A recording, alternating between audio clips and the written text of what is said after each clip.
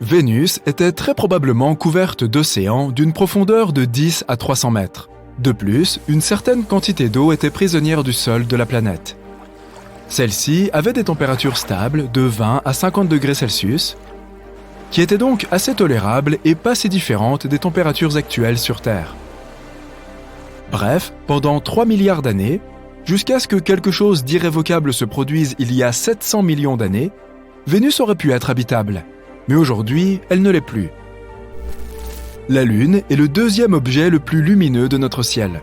Pourtant, parmi les autres corps astronomiques, c'est l'un des plus sombres et des moins réfléchissants. Mais notre satellite naturel semble brillant parce qu'il est très proche de nous. De la même façon, notre planète semble beaucoup plus lumineuse lorsque tu la regardes depuis l'espace. C'est parce que les nuages, la glace et la neige réfléchissent beaucoup plus de lumière que la plupart des roches. Triton, la lune de Neptune, a toute sa surface recouverte de plusieurs couches de glace. Si ce satellite remplaçait notre lune actuelle, le ciel nocturne deviendrait 7 fois plus lumineux.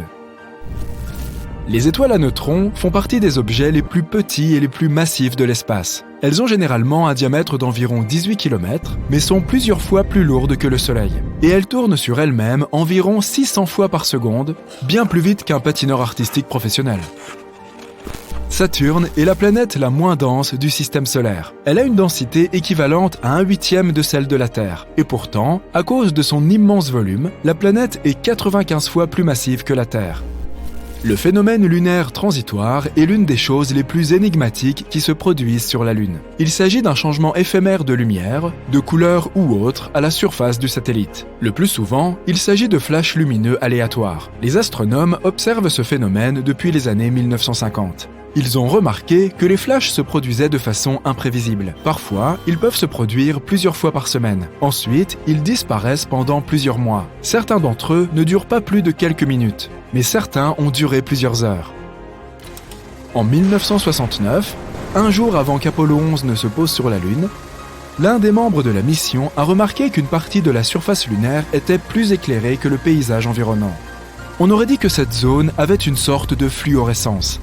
Malheureusement, on ne sait toujours pas si ce phénomène était lié au mystérieux flash lunaire. Les déchets ne sont pas seulement un problème dans les océans, les villes et les forêts de la Terre. Il existe ce que l'on appelle les déchets spatiaux, c'est-à-dire tout objet fabriqué par l'homme qui a été laissé dans l'espace et qui ne sert plus à rien. Il y a aussi des débris naturels provenant de météorites et d'autres objets cosmiques. Il y a actuellement plus de 500 000 débris spatiaux en orbite autour de la Terre, à des vitesses suffisamment élevées pour causer des dommages importants s'ils entrent en collision avec un vaisseau spatial ou un satellite. La NASA fait de son mieux pour suivre chaque objet afin de s'assurer que les missions hors de la Terre puissent atteindre leur destination en toute sécurité. Notre Soleil est incroyablement massif. Pour preuve, 99,86% de toute la masse du système solaire consiste en la masse du Soleil, en particulier l'hydrogène et l'hélium dont il est composé. Les 0,14% restants sont principalement la masse des 8 planètes du système solaire. L'atmosphère du Soleil est plus chaude que sa surface. La température de la surface atteint 5500 degrés Celsius, mais la haute atmosphère atteint des millions de degrés. Si l'on pouvait creuser un tunnel directement au centre de la planète et ressortir par le côté opposé, et que tu étais assez aventureux pour sauter dedans, il te faudrait 42 minutes pour le traverser. Tu accélérerais au fur et à mesure de ta chute pour atteindre la vitesse maximale au moment où tu atteindrais le noyau de la Terre. Après la moitié du trajet, tu tomberais ensuite vers le haut, de plus en plus lentement. Au moment où tu atteindrais la surface opposée, ta vitesse serait de nouveau à 0. À moins que tu ne parviennes à t'extraire du trou, tu recommencerais immédiatement à tomber, pour redescendre ou remonter vers l'autre côté de la planète. Ce voyage durerait une éternité, et ce, à cause des effets bizarres de la gravité. Il pourrait y avoir plus de métaux, par exemple du titane ou du fer, dans les cratères lunaires, que ne le pensaient les astronomes. Le plus gros problème avec cette découverte ? Elle contredit la principale théorie sur la façon dont la Lune s'est formée. Cette théorie stipule que le satellite naturel de la Terre s'est détaché de notre planète après une collision avec un objet spatial massif. Mais alors, pourquoi la croûte terrestre, pauvre en métaux, contient-elle beaucoup moins d'oxyde de fer que celle de la Lune? Cela pourrait signifier que la Lune s'est formée à partir des matériaux se trouvant bien plus profondément à l'intérieur de notre planète. Ou bien ces métaux pourraient être apparus lorsque la surface lunaire, en fusion, se refroidissait lentement. Ou peut-être, comme on le dit depuis des siècles, qu'elle est faite de fromage. La Terre pourrait avoir été violette avant de devenir bleue et verte. Un scientifique a une théorie selon laquelle une substance existait dans les anciens microbes avant que la chlorophylle, cette chose qui rend les plantes vertes, n'évolue sur Terre. Cette substance reflétait la lumière du soleil en rouge et en mauve, couleurs qui se combinaient pour donner du violet. Si c'est vrai, la jeune Terre a peut-être regorgé d'étranges plantes de couleur violette avant que toutes ces choses vertes n'apparaissent. La plus haute montagne du système solaire est Olympus Mons sur Mars. Elle est 3 fois plus haute que le mont Everest, le plus haut sommet de la Terre par rapport au niveau de la mer. Si tu te tenais au sommet d'Olympus Mons, tu ne comprendrais pas que tu te trouves sur une montagne. Ces pentes seraient cachées par la courbure de la planète. Les astronomes ont trouvé un énorme réservoir d'eau dans l'espace, le plus grand jamais détecté. Dommage que ce soit aussi le plus éloigné. Il est situé à 12 milliards d'années-lumière de nous. Ce nuage de vapeur d'eau contient 140 000 milliards de fois plus d'eau que tous les océans de la Terre réunis. Vénus tourne à son propre rythme, sans se presser. Une rotation complète prend 243 jours terrestres. Et il faut à la planète un peu moins de 225 jours terrestres pour faire le tour complet du Soleil. Cela signifie qu'un jour sur Vénus est plus long qu'une année. Il y a très peu d'activité sismique à l'intérieur de la Lune. Pourtant, des mini-séismes lunaires, causés par la force gravitationnelle de notre planète, se produisent parfois à plusieurs kilomètres sous la surface. Ensuite, de minuscules fissures et fractures apparaissent à la surface du satellite et des gaz s'en échappent. Mars est la dernière des 4 planètes intérieures, que l'on appelle aussi telluriques car elles sont composées de roches et de métaux. La planète rouge a un noyau composé principalement de fer, de nickel et de soufre. Il mesure entre 1500 et 1900 km de diamètre. Mais ce noyau ne bouge pas. C'est pourquoi Mars n'a pas de champ magnétique à l'échelle de la planète. Le faible champ magnétique qu'elle possède ne représente qu'1 centième de celui de la Terre. Lorsque les planètes du système solaire ont commencé à se former, la Terre n'a pas eu de lune pendant très longtemps. Il a fallu 100 millions d'années pour que notre satellite naturel apparaisse. Il existe plusieurs théories sur la façon dont la Lune est apparue, mais celle qui prévaut est la théorie de la fission. Elle affirme que la Lune s'est formée lorsqu'un objet est entré en collision avec la Terre, envoyant des particules dans tous les sens. La gravité a rassemblé les particules et la Lune a été créée. Elle a fini par se poser sur le plan de l'écliptique de la Terre, qui est la trajectoire actuelle de la Lune. Le plus grand être vivant sur Terre s'avère être un champignon dans l'Oregon. Cet énorme champignon Armillaria vit dans la forêt nationale de Malheur et couvre une superficie de 9,5 km². Il pourrait avoir jusqu'à 8500 ans. Mais on peut te pardonner de l'avoir manqué, car il est en grande partie caché sous terre. Lorsque les racines d'armillariés individuels se rencontrent, elles peuvent fusionner pour devenir un seul champignon, ce qui explique comment celui-ci est devenu si grand. Si tu pouvais rassembler tous ces champignons en une seule grosse boule, elle pourrait peser jusqu'à 35 000 tonnes. C'est à peu près aussi lourd que 200 baleines grises. Le plus grand astéroïde du système solaire s'appelle Vesta, et il est si gros qu'on le qualifie parfois de planète naine. Un voyage vers la 2e étoile la plus proche de nous, après le Soleil, te prendrait 5 millions d'années en avion de ligne. C'est ce qu'on appelle un vol ultra long courrier. L'espace n'est pas censé être noir. Il y a des étoiles partout. Ne devrait-elle pas éclairer tout ce qui se trouve autour ? En réalité, on ne voit pas d'étoiles partout, car certaines d'entre elles n'existent pas depuis assez longtemps pour que leur lumière atteigne la Terre. Une journée sur Uranus dure 17 heures, 14 minutes et 24 secondes. Mais la planète a une inclinaison d'environ 98 degrés. Et cela fait qu'une saison sur la géante gazeuse dure 21 années terrestres.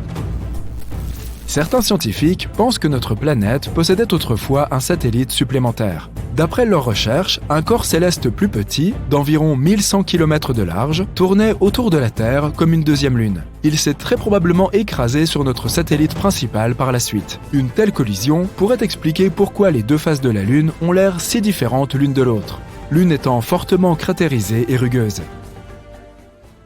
Imagine un ballon de basket qui tourne sur ton doigt. Un point situé près du milieu du ballon mettra plus de temps à revenir à son point de départ que le point précis où se trouve ton doigt. La Terre tourne à peu près de la même façon. Les gens qui habitent au centre de l'Afrique tournent à 1600 km/h pendant que la planète tourne, tandis que ceux qui se trouvent au pôle sud ne bougent pas vraiment, si ce n'est en tournant sur place. En même temps, nous avançons tous dans l'espace à la même vitesse. car la planète tourne aussi autour du Soleil à 108 000 km/h. La température à la limite du noyau interne et externe de notre planète est de 6000 degrés Celsius. C'est aussi chaud que la surface du Soleil, et la pression qui y règne est 3,3 millions de fois supérieure à la pression atmosphérique au niveau de la mer. Il y a 2 ou 3 ans, un astéroïde a été attiré dans l'orbite de la Terre et a commencé à tourner autour de la planète. Même s'il n'est pas plus gros qu'une voiture, c'est tout de même un événement. Sur plus d'1 million d'astéroïdes connus des astronomes, c'est seulement le deuxième à tourner autour de notre planète. Appelé 2020 CD3, c'est notre mini-lune temporaire. Mais il ne restera pas longtemps avec la Terre. L'astéroïde suit une orbite aléatoire et s'éloigne lentement. Les objets temporairement capturés, comme 2020 CD3, sont rares.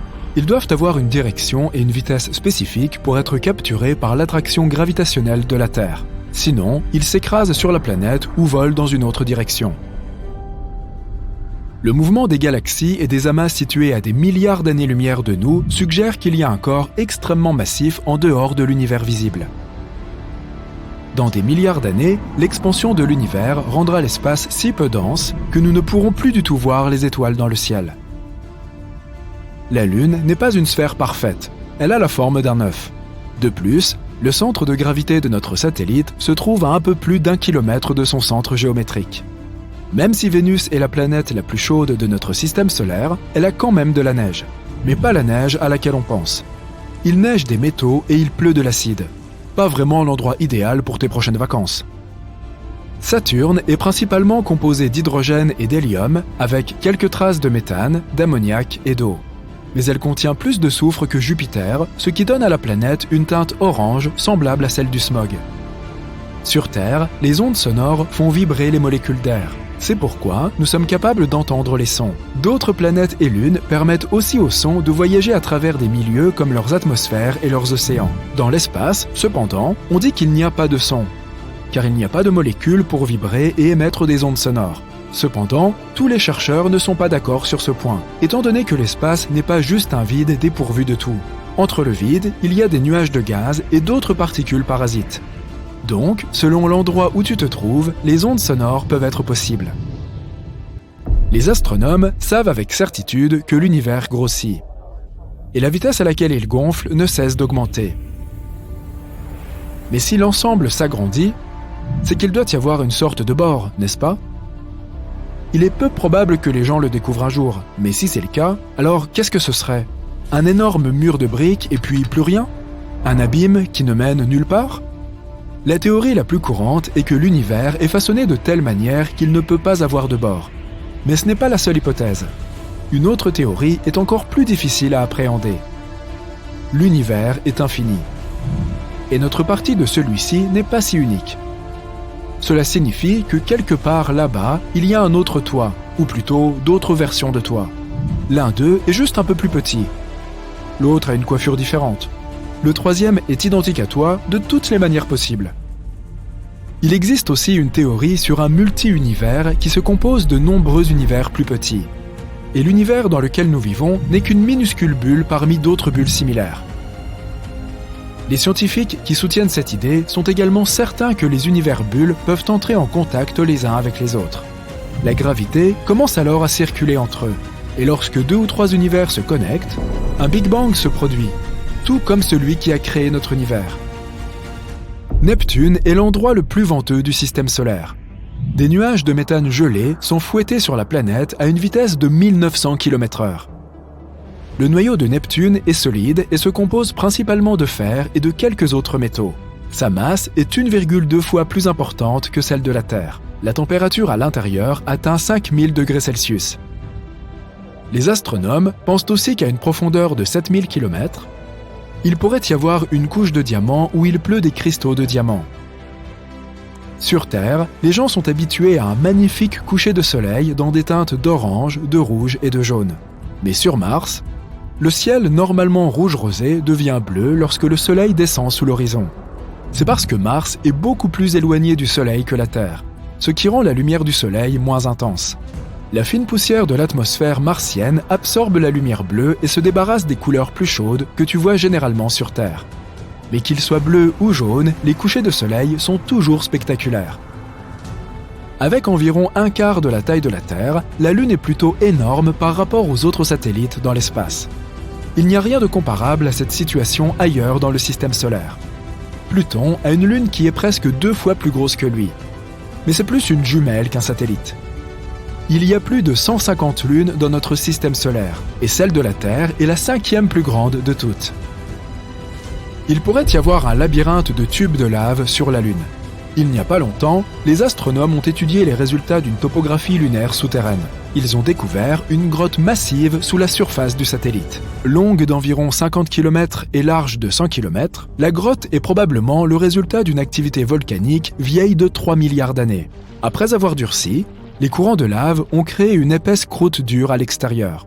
Mais à l'intérieur, la lave a continué à couler, faisant fondre la roche et formant des tunnels et des grottes. Les innombrables fosses à la surface de la Lune découvertes par la NASA pourraient être les ouvertures de ces tubes de lave. On ne peut pas déterrer la majorité de l'or de la Terre. 99% de cet or a fini au centre de la planète il y a plusieurs milliards d'années, attiré par le fer du noyau terrestre. On parle ici de 1,6 quadrillion de tonnes d'or. C'est assez pour recouvrir la surface entière de la planète de 50 cm d'or. Et si toutes ces météorites ne s'étaient pas écrasées sur le sol en apportant des quantités supplémentaires d'or, ils seraient encore plus rares. Il n'y a pas si longtemps, des astronomes ont découvert un énorme blob d'une substance mystérieuse. Il était caché sous la surface de la face cachée de la Lune. Sa masse était la même que celle d'un tas de métal 5 fois plus grand que la grande île d'Hawaï. L'objet énigmatique se trouve à près de 300 km sous un énorme cratère qui est apparu sur la surface lunaire il y a des milliards d'années. Le blob a probablement quelque chose à voir avec une super collision. Il pourrait s'agir du noyau métallique de l'objet qui a frappé la Lune à l'époque. Les scientifiques ont hâte de mettre la main sur cette découverte. Elle pourrait expliquer beaucoup de choses sur le bassin pôle sud Aitken, le plus grand connu dans le système solaire. S'il se trouvait sur Terre, il s'étendrait de Washington jusqu'au Texas. En 2011, les astronomes ont découvert un énorme réservoir d'eau flottant simplement dans l'espace autour d'un trou noir supermassif appelé quasar. Des vapeurs d'eau flottantes ont été trouvées dans tout l'univers, mais elles ne sont pas si courantes. Ce réservoir particulier contient environ 140 trillions de fois la quantité d'eau contenue dans les océans de la Terre. C'est l'une des choses les plus anciennes, les plus grandes et, à plus de 12 milliards d'années-lumière, l'une des plus lointaines connues de l'humanité. Dans l'espace, les astronautes peuvent perdre environ 1% de leur masse musculaire chaque mois. Pour éviter cela, ils doivent faire des exercices 2 heures par jour. La Voie lactée et la galaxie d'Andromède vont se rencontrer dans 3,75 milliards d'années. Elles se déplacent l'une vers l'autre à une vitesse vertigineuse. Lorsque les deux galaxies entreront en collision, elles formeront une énorme galaxie elliptique. As-tu déjà regardé le ciel nocturne et essayé de compter toutes les étoiles? Bonne chance! Notre galaxie, la Voie lactée, compte environ 100 milliards d'étoiles. Mais d'autres estimations situent ce chiffre à plus de 200 milliards. Car calculer la quantité exacte est une tâche presque impossible, même pour les astronomes. Quant à l'univers entier, il compte au moins 1 milliard de trillions d'étoiles, soit un 1 avec 21 zéros derrière. À titre de comparaison, cela signifie qu'il y a plus d'étoiles dans l'espace qu'il n'y a de grains de sable sur toutes les plages de la Terre. Bonjour à tous. Aujourd'hui, nous avons un sujet plutôt original. Nous allons parler des toilettes dans l'espace. Sais-tu que les premiers astronautes n'avaient pas du tout de toilettes? Le premier astronaute américain et deuxième homme dans l'espace, Alan Shepard, s'est retrouvé dans une situation très embarrassante. Son vol ne devait durer que 15 minutes. Les ingénieurs n'avaient donc pas installé de toilettes à l'intérieur du vaisseau. Shepard y a pris place environ 1 heure avant le lancement prévu. Mais en raison des conditions météorologiques et de problèmes techniques, le lancement de la fusée a été retardé de 2 heures. Pendant tout ce temps, Alan Shepard était allongé sur le dos dans le vaisseau. À un moment donné, il a ressenti le besoin de vider sa vessie. Il l'a signalé au contrôle au sol. Mais si Alan Shepard sortait de la fusée pour faire ses besoins, cela retarderait indéfiniment le lancement. De sorte qu'on ne l'a pas laissé sortir. La seule option pour lui était d'essayer de se détendre et d'oublier sa pressante envie. En fin de compte, il a fait ses besoins à l'intérieur de sa combinaison. Heureusement que cette dernière, ainsi que ses vêtements en dessous, étaient en coton, un matériau assez absorbant pour éponger tout le liquide. Alan Shepard a donc terminé son vol plus détendu et relativement au sec. Il lui a néanmoins bien fallu éteindre les capteurs de sa combinaison. S'ils étaient mouillés, cela pouvait provoquer un court-circuit. Le premier homme dans l'espace, Youri Gagarin, a quant à lui réussi à résoudre le même problème avant le lancement de la fusée. Lorsqu'il a été emmené vers la fusée en bus, quelques minutes avant d'arriver, il a demandé un arrêt technique pour se soulager. Ainsi, il a pu opérer son vol de près de 2 heures sans être perturbé. Alors n'oublie pas de toujours aller aux toilettes avant un long voyage. Plus tard, la NASA a pris en compte les besoins physiologiques des astronautes en utilisant un nouveau dispositif lorsqu'elle envoyait des astronautes dans l'espace pour des missions plus longues. Il s'agissait d'un cylindre que l'astronaute devait enfiler. Il attachait ce système à sa taille grâce à des sangles. Le cylindre était relié à un sac, lequel recueillait tous les déchets. C'étaient les premières toilettes de la NASA. Simples et confortables. La NASA a aussi fait des expériences avec le régime alimentaire des astronautes. Il s'agissait de ralentir le processus de digestion et de prolonger le temps entre la consommation de nourriture et d'eau et la production de déchets. L'un des astronautes, John Glenn, a testé cette méthode. Son vol autour de la Terre a duré environ 5 heures. Un régime spécial et des médicaments ont permis à l'astronaute d'éviter d'aller aux toilettes pendant une période relativement longue. Il a fait ses besoins juste avant de rentrer dans l'atmosphère.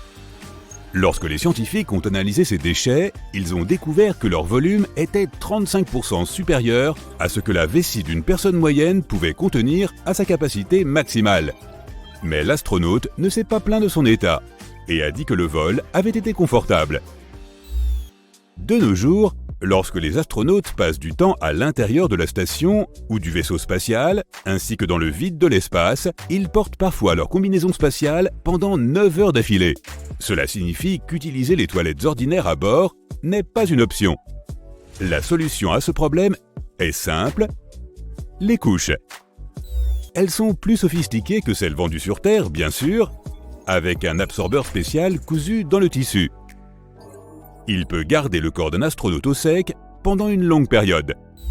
Si tu étais prof et que tu partais avec tes élèves en excursion scolaire à la Station spatiale internationale, la première question qu'ils poseraient serait probablement « Où sont les toilettes ?» Bien sûr, ils seraient aussi enthousiastes à l'idée d'en apprendre plus sur le cosmos. Mais il s'avère qu'utiliser des toilettes en apesanteur peut être un sacré défi, auquel il faut se préparer. Si tu prends un tuyau dans ton jardin et que tu commences à arroser tes fleurs, l'eau sort en un jet rectiligne et puissant. La gravité le maintient et tu peux viser où tu veux. Mais dans l'espace, comme tu le sais, il n'y a presque pas de gravité. Donc l'eau qui sort du tuyau continue de flotter dans la même direction. Et si tu dois atteindre une cible précise, c'est encore plus difficile. Le jet peut se morceler en gouttelettes qui vont commencer à rebondir sur les murs, à descendre ou à monter de façon désorganisée. Donc si tu essaies d'utiliser des toilettes ordinaires dans l'espace, tu seras entouré par des gouttelettes volantes. La solution à ce problème est de créer une force qui attirera les déchets. Si ce n'est pas la gravité, alors il faut créer un vide, comme celui qui est créé dans les toilettes des avions. Après avoir appuyé sur le bouton de la chasse d'eau, tu entends toujours un sifflement. C'est le ventilateur qui commence à pomper l'air hors du réservoir à déchets. Lorsque la pression est suffisamment basse, le trou dans la cuvette s'ouvre et tous les déchets sont instantanément aspirés vers le bas. C'est aussi comme ça que fonctionnent les toilettes de la Station spatiale internationale, où il faut créer un tel vide dès le début. De cette façon, l'eau du tuyau formera un courant, non pas du fait de la gravité, mais du fait de l'air aspiré à l'intérieur par un ventilateur. Oh, et les toilettes ordinaires ne font pas l'affaire. Si tu dois utiliser les toilettes sur l'ISS, tu dois prendre un tuyau et allumer les toilettes à l'aide d'un bouton. Le ventilateur à l'intérieur commencera à tourner et à aspirer l'air. En gros, tu feras tes besoins essentiellement dans un aspirateur. Une extrémité du tuyau présente une forme d'entonnoir unique, conçu à l'usage des hommes et des femmes. Un courant d'air aspirant récupère toutes les gouttelettes et les dirige dans le réservoir. Vient ensuite le système de nettoyage des déchets avec de nombreux filtres et produits chimiques. Il y a aussi un réservoir d'acide puissant qui sert à dissoudre toutes les formations solides présentes dans les déchets. Sinon, elle pourrait boucher les filtres et les vannes du système et provoquer une panne. Tu ne voudrais pas avoir des toilettes qui fuient lorsque tu es enfermé dans un espace restreint sans gravité. Cet acide peut même facilement dissoudre certains métaux. C'est pourquoi les matériaux des toilettes spatiales sont faits d'alliages spéciaux de titane, très résistants et très coûteux. Après avoir été nettoyés, les déchets sont transformés en eau potable. Cela signifie qu'avec le temps, tu la transformeras à nouveau en déchets et le cycle se répétera. Pas d'inquiétude, le système de purification fonctionne exceptionnellement bien. Et ton café n'aura pas un goût particulier. Les choses sont un peu plus compliquées si tu vas aux toilettes pour une grosse commission. Tout comme sur Terre, tu devras d'abord soulever le couvercle des toilettes. À ce moment-là, le même ventilateur que dans le cas précédent se mettra en route. Il devrait déjà fonctionner pour éviter les mauvaises odeurs. Ensuite, cela t'aidera si tu t'assois sur les toilettes. Mais ce n'est pas si facile en apesanteur, si bien qu'il y a des sangles pour tes pieds et des poignées pour te tenir. Le ventilateur fait son travail et tes déchets vont dans le réservoir. Le papier toilette y va aussi. Chaque portion de déchets solides se retrouve ensuite dans un sac qui est scellé. Puis, le système envoie ces sacs à déchets dans un bidon spécial. Ces bidons sont stockés sur l'ISS jusqu'à ce qu'un vaisseau cargo vienne les récupérer. Les astronautes reçoivent des provisions de nourriture et d'eau ainsi que du matériel scientifique. Puis, ils chargent le vaisseau cargo avec les bidons de résidus humains et d'autres déchets. Après cela, ils se désariment et se préparent à retourner sur Terre. Mais comme les vaisseaux cargo se consument entièrement, en raison de la friction contre l'air de la haute atmosphère, tous les déchets sont éliminés avant d'atteindre la surface de la planète. Une autre option dont disposent les astronautes est de jeter les bidons contenant les déchets directement dans l'espace. La gravité de la Terre finit par attirer les conteneurs et eux aussi se consument dans l'atmosphère. Actuellement, la NASA développe un système qui pourrait recycler les excréments en eau. Après tout, l'eau est une ressource précieuse sur la Station spatiale internationale.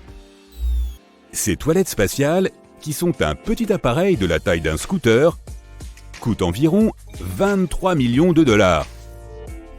Cela comprend la fabrication et une douzaine d'années de développement. Et ce coût n'inclut pas la livraison à l'ISS. Pour cette somme, tu pourrais acheter une Bugatti Veyron, la voiture la plus chère du monde. Ou un jet privé, par exemple. Ou tu pourrais devenir propriétaire d'une île, ou de plusieurs. Mais bon, revenons à l'espace. Le voyage commence sur la rampe de lancement. La fusée qui livrera plus tard sa cargaison à l'ISS est assemblée. Les moteurs de la fusée s'allument. Ils brûlent des centaines de litres de carburant chaque seconde. La fusée s'élève. Et quand tout le carburant est brûlé, le premier étage de la fusée se désarime. Elle retourne sur Terre et fait un atterrissage en douceur. Elle peut être utilisée à nouveau après avoir été ravitaillée en carburant. Une fois que la fusée est désarimée, le deuxième étage de la fusée allume ses moteurs. Davantage de carburant est brûlé pour que la fusée puisse atteindre l'altitude de l'ISS, soit environ 400 km au-dessus du niveau de la mer. Une fois en orbite, le vaisseau cargo s'arrime à l'ISS. Et voilà, les toilettes spatiales sont livrées. Mais cela coûte environ 50 millions de dollars pour lancer une fusée d'appoint comme Falcon 9. Nous prévoyons aussi d'envoyer des gens sur Mars et le voyage prendra environ 7 mois. Alors nous devrons probablement créer des toilettes confortables pour les astronautes. le design des toilettes à 23 millions de dollars sera forcément amélioré. Tout ce que l'on peut souhaiter, c'est que les ingénieurs les rendent plus petites et plus légères, afin qu'elles occupent moins d'espace et consomment moins de carburant. Merci à tous d'avoir regardé cette vidéo, et n'oubliez pas d'apprendre tous les jours quelque chose de nouveau avec Sympa.